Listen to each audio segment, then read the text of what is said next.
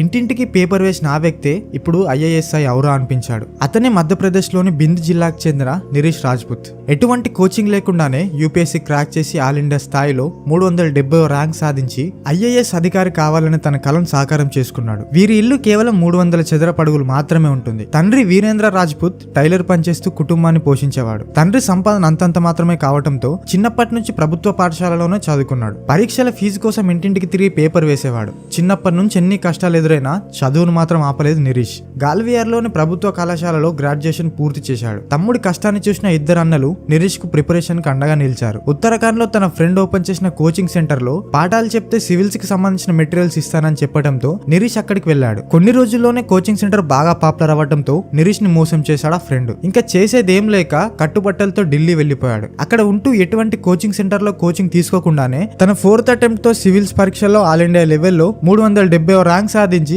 IAS అయ్యాడు. అనుకునే సాధించాలన్న పట్టుదల ఉండాలే కానీ ఏదైనా సాధ్యమే అంటూ చేసి చూపించాడు నిరీష్. మరి నిరీష్ గురించి మీ అభిప్రాయం ఏంటో కామెంట్ చేయండి. ఇలాంటి మరింత మంచి కంటెంట్ కోసం ఛానల్ ని సబ్స్క్రైబ్ చేయండి.